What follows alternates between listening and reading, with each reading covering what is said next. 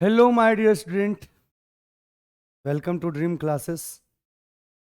मैं Shant Kumar, dream classes का bio faculty, आप सबों के सामने आज कुछ इम्पोर्टेंट बातें लेकर के आया हूँ। आप लोग सभी अभी जो है, जितने भी 12th के बच्चे हैं, सभी अभी प्रेशर में हैं। सभी के दिमाग में एक ही प्रेशर चल रहा है कि 3 महीने हमारा लॉस हो गया है, लॉकडाउन के चलते 3 महीना हम लॉस हो गया है। अब हम अपने आप को बोर्ड में, अपने पेरेंट्स के सामने, अपने पड़ोसी के सामने किस प्रकार से रिप्रेजेंट कर पाएं और अपना स्कोर बोर्ड में किस प्रकार से हम लोग ज़्यादा से ज़्यादा ला सकें।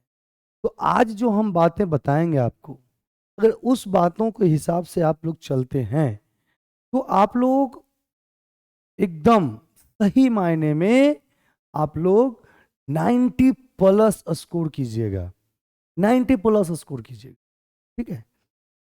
और ऐसा हमने खुद देखा है, हमारा भी ऑफलाइन बैचेज चलते हैं, तो ऑफलाइन बैचेज में बहुत सारे स्टूडेंट ऐसे हैं जो 90 प्लस स्कोर किए हैं।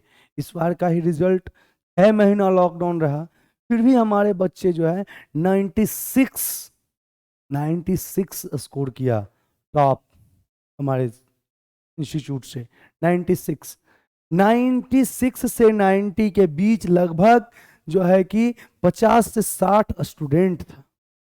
उन सबों के बीच हमने उनके माइंड को मोटिवेट किया और पढ़ने के ऊपर ज़्यादा ध्यान देने को कहा, जिसके कारण कि आज उन्होंने ये सब किया। तो कैसे किया, आज हम उसी सभी चीज़ों को देखेंगे। तो देखिए, सबसे पहला और 1 नंबर पे आता है हमारा, अपने आप को प्रेशर मुक्त। अपने आप को प्रेशर, हमारे ऊपर आज इतना प्रेशर आ चुका है, आप लोगों के ऊपर इतना प्रेशर आ चुका है कि आप उस प्रेशर में ही पूरे अपने आप को नर्वस हो जाते हैं कि हम क्या करें। अब हमारे पास कोई चारा नहीं। नहीं, चारा है। क्यों नहीं है? हमें मेहनत करना है। सबसे पहले तो प्रेशर को एकदम खत्म कर दीजिए कि फलाना क्या सोचेगा, ढिमका क्या सोचेगा, वो क्या सोचेगा, ये कौन सोचेगा। अपने सीधा सोचिए कि हम क्या सोच रहे हैं, हम कैसे करेंगे, बस ये जानिए। अपने आप को प्रेशर से मुक्त कर दीजिए। अपने आप के ऊपर प्रेशर रखना ही नहीं है। थोड़ा सा भी प्रेशर महसूस होवे, तुरंत मोबाइल निकालेंगे, कॉमेडी देख लेंगे, है ना। अपने दोस्तों से बात विचार करके मनोरंजन करेंगे, है ना। अब मनोरंजन में ही इतना लीन नहीं हो जाना है कि पूरा प्रेशर मुक्त हो जाना है। अपने आप का प्रेशर को कम करना है ना। अपने आप को एक शेड्यूल में लाना है ताकि हम कुछ भी कर सकें, है ना। प्रेशर में देखिए, जब भी कोई भी विपत्ति आपत्ति आती है ना सर पे, तो जब सर पे आता है तो दिमाग उस समय काम करना बंद कर देता है, और उस समय दिमाग का जो एक्शन होता है वो डायरेक्ट एक्शन होता है, और वो एक्शन हमारे लिए खतरनाक भी हो सकता है। तो उस खतरनाक एक्शन को रिलीज करने के लिए, बाहर निकालने के लिए अपने आप को प्रेशर मुक्त करना होगा, और अपने आप के दिमाग को शांत करके सोचना पड़ेगा कि हमें क्या करना है। और फिर जो डिसीजन आएगा, बहुत बेहतरीन डिसीजन आएगा कि हम क्या करें। ठीक है, पहली बात। दूसरी बात, पहला तो हम प्रेशर मुक्त हो जाएंगे। कोई प्रेशर नहीं, कोई झंझट नहीं, कैसे होगा, क्या होगा, कुछ नहीं। बस अपने आप को दिमाग से सब कुछ निकाल देना है, और एकदम बस जो होगा अच्छा होगा। ठीक है। देखिए, दूसरी बात है, जब भी पढ़ो दिल से पढ़ो। जब भी पढ़ो दिल से पढ़ो, है ना। जब भी पढ़ो दिल से, है ना। कहने का अर्थ यह है हमारा कि हम जब भी पढ़ने के लिए बैठे तो हमारा माइंड डाइवर्ट नहीं होना चाहिए। माइंड डाइवर्ट नहीं होना चाहिए, है ना। कहने का मतलब यह है कि अगर हम पढ़ने के लिए बैठे, मम्मी ने क्या खाना बनाया है ना, ये जब सोचने लगेंगे ना कि मम्मी ने क्या खाना बनाया है, तो जो पढ़े ना सब गोल हो जाएगा, है ना। बगल में मोबाइल रखा हुआ है, देखो स्टूडेंट का सबसे बड़ा दुश्मन है सबसे बड़ा दुश्मन है। मोबाइल सामने में रखा रहेगा ऐसे, एक सा टुन्न सा आया, देखोगे अरे क्या आया है, अब क्या आया है। अगर फेसबुक पे मैसेज आया तो थोड़ा देर फेसबुक 5 मिनट चला लेते हैं, व्हाट्सएप पे अच्छा इसका रिप्लाई दे देते हैं, फिर उधर से रिप्लाई आया, इंस्टा पे आ गया, ट्विटर आया है, ट्विटर। तो इस प्रकार का जो भी एलिमेंट है हमारे बगल में, सबसे पहले उसको साइड कर देना। यहाँ पे देखिए हम नोट करके रख दिया, मोबाइल को साइड कर दिया। सबसे बड़ा स्टूडेंट का सबसे बड़ा दुश्मन है। अरे ये मोबाइल तो इतना है कि शादीशुदा के लड़के के घर में ना झगड़ा करवा देता है ना। उसकी पत्नी जो है मोबाइल पे सीरियल देखते रहेगी, दूध जल जाएगा। बात समझ में आ गया। तो ये इतना बड़ा कमीना एलिमेंट है, इसको एकदम साइड में रख लीजिए। सीधा सोचिए ये हमारा एक्सटर्नल एलिमेंट है, इसका कोई मतलब है नहीं हमारे हमारे जीवन से, जिस समय हम पढ़ रहे हैं, है ना। और जब भी पढ़े दिल से, कहने का मतलब यही कि जब दिल करे ना, जब अंदर से आवाज आए कि हमको पढ़ना चाहिए, तभी पढ़ो। और अब कहोगे कि सर तो दिल से तो आवाज कहियो ना आता है पढ़ने का, लगता है कहियो पढ़वे नहीं करें। ऐसा बात नहीं है। जब तुम 2-3 दिन नहीं पढ़ोगे ना, तो अंदर से दिमाग दिल आवाज देगा कि मौज बहुत हुई, अब पढ़ना चाहिए। पार्टी हमने बहुत किया, अब पढ़ाई की पार्टी शुरू करनी चाहिए। और तब जो पार्टी शुरू होगी ना, वो तो फिर शुरू होगी, झकास होगा, एकदम मजा में कटेगा जिंदगी। बात समझ में आ गया। तो फिर हम एकदम बेहतरीन तरीके से पढ़ेंगे, ठीक है। दूसरा दूसरा और सबसे इंपॉर्टेंट, जब भी पढ़ें दिल से, है ना, दिमाग से नहीं, दिल से पढ़ो। और जो वो जो पढ़ाई होगी ना, वो सीधे दिमाग में सेट हो जाएगा, है ना। फलानमा का बोला था, वो दिल पर जब हम ले लेते हैं तो दिमाग में सेट होता है, मरते दम तक उन्हें भूलते हैं जी। ठीक उसी प्रकार से जब दिल से पढ़ेंगे ना, तो उस सारा कुछ दिमाग में सेट हो जाएगा, फिर कभी ना भूलेंगे। दिल से पढ़े थे, पहला दूसरा में दिल से पढ़े थे ना, तो एकाएक गुरुजी लिखे सिखाए थे, आज तक ना भूले हैं। दुए दू लिखे थे, ना भुलाए। तीन तीन लिखाए थे, ना भुलाए। उस समय हमने क्या किया, दिल से पढ़ा और दिमाग में सेट किया। दिल से पढ़ करके कहां सेट किया, दिमाग में सेट किया। आज तक हम उसको नहीं भूले हैं, आज तक हमने उसको नहीं भूला। बात समझ में आ गई। तीसरा सबसे इंपॉर्टेंट पॉइंट, इंपॉर्टेंट टॉपिक, जो भी आपको लगे ये बहुत ही इंपॉर्टेंट टॉपिक है, जो भी आपको लग जाए, है ना। टीचर बता दे, हम बता दें, आपका दिमाग कह दे, क्वेश्चन बैंक में देख लिए, गैस पेपर में देख लिए, कहीं भी देख लिए, बुक में देख लिए, कहीं भी देख लिए, अगर आपको ऐसा लग जाए ये चीज इंपॉर्टेंट है, ये चीज क्या है, इंपॉर्टेंट है, तो आप तुरंत उसके ऊपर अपने आप को जो है एकदम केंद्रित कर दीजिए। वहां पे अपना अपने आप को उस चीज के बारे में एकदम पूरे तरीके से रट जाइए, है ना। उसको एकदम चाट जाइए, जो कहता है ना चाट जाना, उसके अंदर चाट जाइए, ठीक है।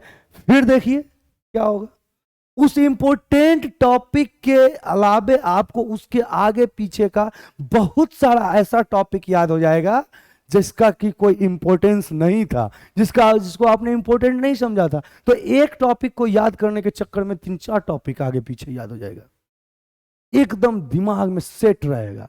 क्वेश्चन आया फट से जवाब। बात समझ में आ गई। इसके बाद बायो के ऊपर कम से कम, ज्यादा नहीं, कम से कम 1 से 2 घंटा ध्यान दीजिए। 1 से 2 घंटा। 1 घंटा में थोड़ा सा ऑब्जेक्टिव देख लिए, 1 घंटा में थोड़ा सा थ्योरी देख लिए, है ना, आपका सब्जेक्टिव देख लिए, है ना। तो ऑब्जेक्टिव और सब्जेक्टिव में भी देखना है कि कब हमको देखिए एक चीज देख लीजिए, बायो जो होता है ना, वो मैथमेटिकली सब्जेक्ट नहीं होता है ना, न्यूमेरिकल सब्जेक्ट है नहीं। इसमें लिखना और याद करना और समझना, ये 3 चीजें होती है। लिखना, याद करना और समझना। और ये तीनों काम, 3 काम में 2 काम तो तभी हो सकता है जब हमारा दिमाग शांत रहे। जब हमारा दिमाग क्या रहे, शांत रहे। और दिमाग हमारा सबसे शांत कब होता है, रात 10 बजे के बाद, और सुबह 6 बजे से पहले। तो इस टाइम में आप इसको एकदम सेट कर दीजिए कि हमको समझना और याद करना। देखो बोला जाता है ना, ज्ञान की प्राप्ति होती है। ज्ञान की प्राप्ति कैसे होती है? इमेजिनेशन से ज्ञान की प्राप्ति होती है। अगर हम बोल दें कि यहाँ पे देखो बाबू रे अंडा रखा हुआ है, तुम लोग बोलेंगे हाँ सर आपका तो हाथ खाली है, कने अंडा दिखाई दे। नहीं, आप इमेजिन कीजिए कि सर के हाथ में अंडा रखा हुआ है। ये होता है ज्ञान की प्राप्ति, ये होता है ज्ञान की प्राप्ति। इमेजिनेशन कीजिए, और जब आप इमेजिनेशन कीजिएगा ज्यादा से ज्यादा समझ में आएगा। जब आप इमेजिन कीजिएगा आपके अंदर से बहुत सारे क्वेश्चंस आएंगे, और उस क्वेश्चन के डील में करने में आप बहुत गहराई में जाइएगा, और फटाक से एकदम दिमाग में समझ में आएगा, और फिर आप एकदम सिलसिलेवार तरीके से आप अपने को आगे बढ़ाते रहिएगा। बात समझ में आ गया? तो ये हो गया कम से कम 1 से 2 घंटा आपको बायो पे टाइम देना है। कब? 10 बजे रात के बाद, सुबह 6 बजे से पहले का जो टाइम है, उस टाइम में लिखना का बात नहीं, लिखने का तो हम कभी भी लिख सकते हैं, लेकिन समझने और याद करने में जो 1 घंटा हम टाइम देंगे, वो 1 घंटा का जो टाइम होगा, वो जब हमारा दिमाग शांत रहता हो, दिमाग में कोई प्रेशर नहीं हो, उस समय, है ना। इसके बाद देखिए शॉर्ट और लॉन्ग क्वेश्चन प्रीवियस ईयर के जितने भी शॉर्ट और लॉन्ग क्वेश्चंस हैं, उन सभी के ऊपर ज्यादा फोकस होना चाहिए। उन सभी के ऊपर फोकस हमारा ज्यादा,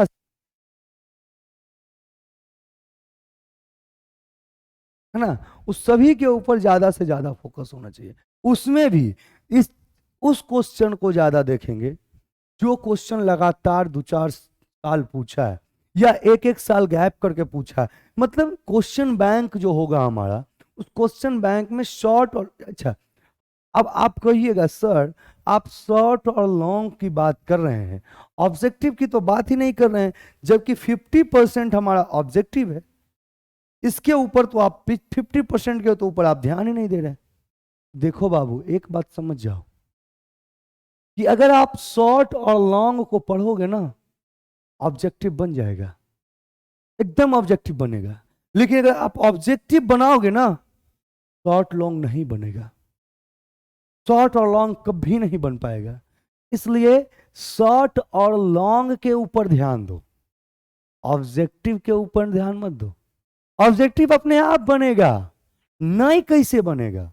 अब जब हम शॉर्ट और लॉन्ग को जब हम लोग याद करेंगे ना, तो वहीं से ऑब्जेक्टिव क्रिएट होगा, और वही ऑब्जेक्टिव हमारे माइंड में आएगा, है ना। बात समझ में आ रहा है ना। इसके बाद देखिए एनसीईआरटी बुक बहुत ही इंपॉर्टेंस रखता है हमारे लाइफ में। एनसीईआरटी बुक यानी 12th के लाइफ में और 10th के लाइफ, दोनों लाइफ में एनसीईआरटी बुक जो है बहुत ही इंपॉर्टेंस रखता है। हालांकि एनसीईआरटी बुक्स में कोई ऑब्जेक्टिव्स क्वेश्चन अभी तक इंक्लूड नहीं किया गया है,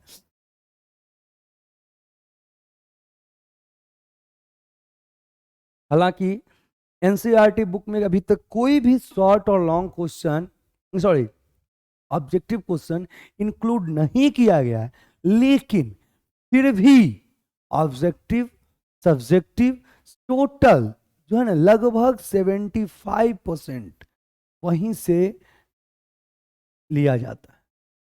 75, 100% नहीं, 75%, क्योंकि बोर्ड में बैठा हुआ है बहुत ही शातिर व्यक्ति, हम लोग से तो ज्यादा दिमाग वाला बैठा हुआ है बोर्ड में क्वेश्चन सेट करने के लिए।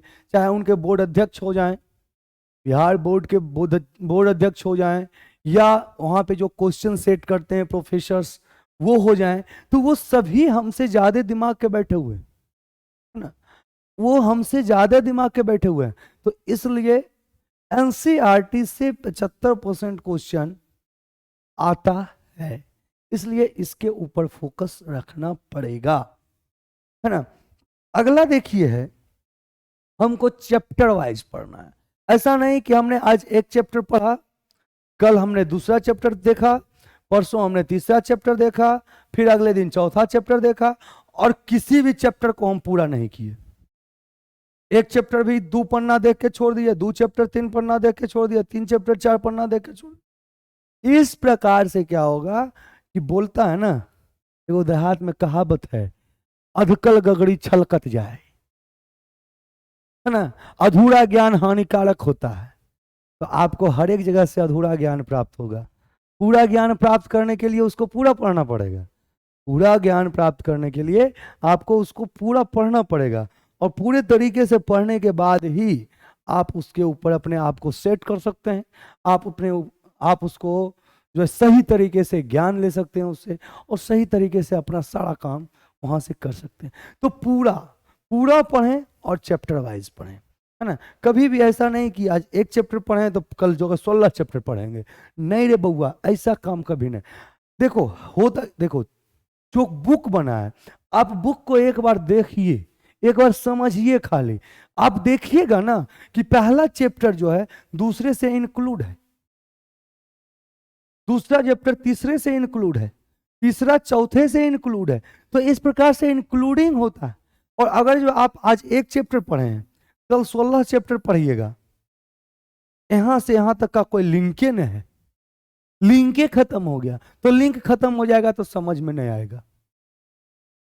आप लोग खुद देखिए, अगर एक दिन अब्सेंट कर देते हैं क्लास में, एक दिन अब्सेंट कर देते होंगे तो ना समझ में आता होगा, अगला दिन जो है 2-4 दिन समझ में नहीं आता है।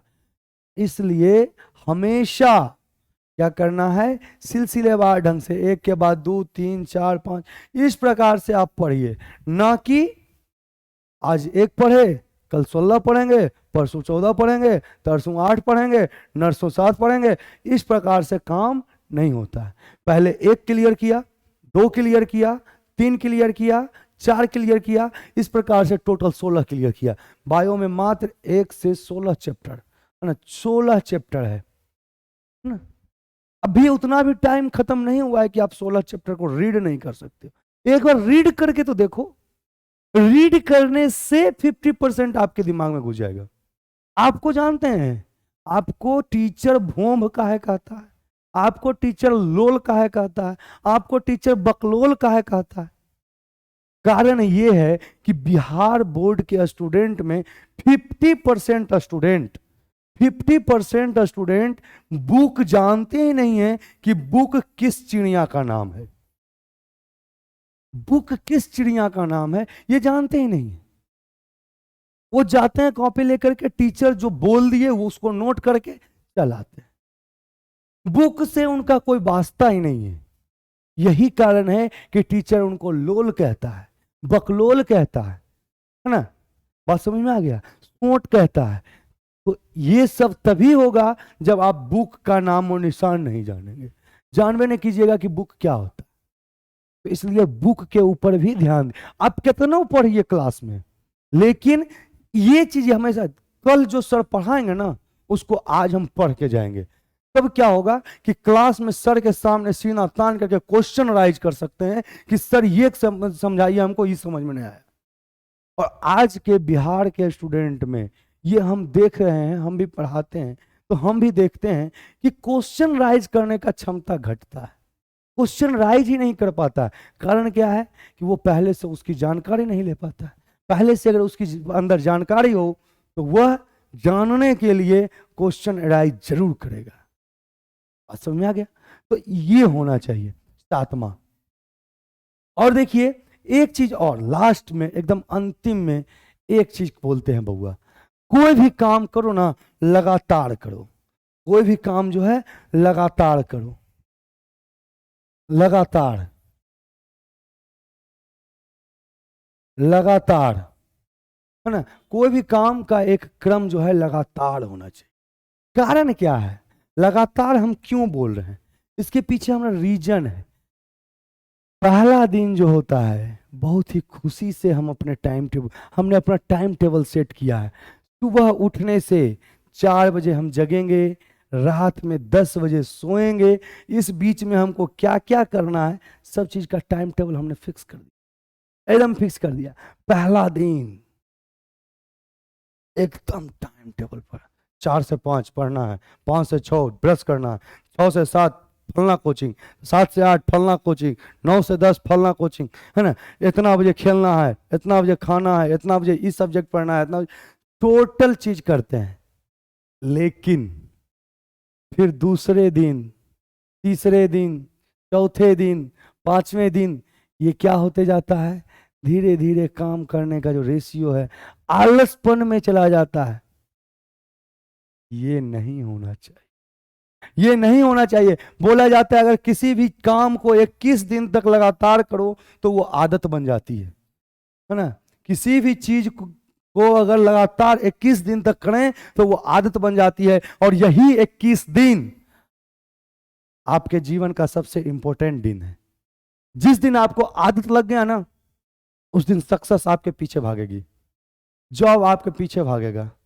इसलिए जो भी करो लगातार करो। रुक रुक के करेंगे ना तो हमको सक्सेस हासिल नहीं होगा, एकदम लगातार करना है, ठीक है। तो आई होप आपको समझ में आया होगा कि किस प्रकार से पढ़ाई की जाती है और किस प्रकार से हम अपने सब्जेक्ट में अव्वल नंबर ला सकते हैं, है ना। 90 प्लस स्कोर कर सकते हैं, 99% प्लस स्कोर कर सकते हैं, है ना, 99 स्कोर कर सकते हैं। तो इस प्रकार से आप लगातार अपने आप को प्रेशराइज मत होने दीजिए, एकदम प्रेशर मुक्त रहिए, है ना। प्रेशर हमेशा आपका जो है, प्रेशर से होता क्या है ना कि आपका ध्यान भटक जाता है। ध्यान मत भटकाइए, एकदम प्रेशर मुक्त रहिए, ठीक है ना। प्रेशर मुक्त रहिएगा, एकदम सब काम होगा, ठीक है। तो मिलते हैं अगले क्लास में, तब तक के लिए जय हिंद, बाय बाय।